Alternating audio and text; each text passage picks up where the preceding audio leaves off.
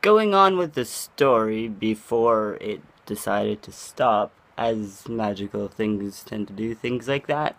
Um, so this thing happened on the spring summer solstice, which I was doing some research because I really enjoy the Native American culture. I have two adopted Native uncles who are, I like to say, more my family than a lot of the family that I have. And so I was looking at the medicine wheel, and there is a date that is within the spring summer solstice. That's when it is, and it's called the Shawnee. And my name, like on my birth certificate and everything, is Sean. So I laughed because that happened on a day that, strangely enough, had the name that I have. But also, the bird that represents that certain date, that certain time, is the flicker, which is a woodpecker. So I found this out because on one of the massive adventures that I went on during the whole summer, because that's where I was at, I went on grand adventures to try to figure out what this meant. And as I go back to some of those places, I'm going to tell stories of those times, but not until I'm in those places. But in one of those places, I found a feather. I couldn't figure out what it was, but I made it into a magic wand that is sold at a metaphysical shop. It is for sale, and it is there still, I think.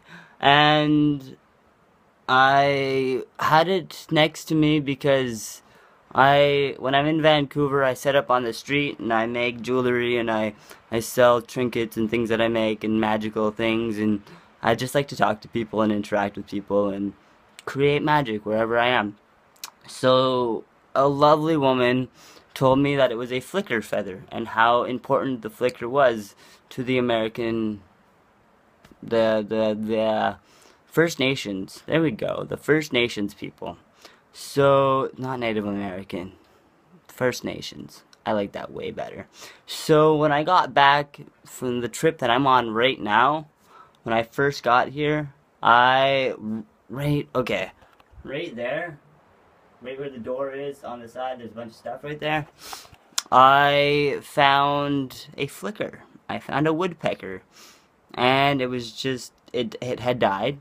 And I decided that it was I have to rescue it. Not rescue it, but use it. Because I wrote a story about called Decorating the Dead. So I'm all about decorating dead things. Funny enough. So that's the story of what I call this classroom of higher consciousness. And like I said, I will continuously tell stories with different places that I'm at, because I feel like it's important. Plus, I wrote a book about a lot of this stuff. So eventually, I want to put that up as an ebook and possibly for free, so that you can, or I can, or anyone can read stories, but also see the places that they happened. Because I feel we don't have that sense of connection to things all the time. So if I can help connect people to different things that experience reality that is slightly out of what we expect experienced reality to be, it would be a fun experience, just a really cool project to do.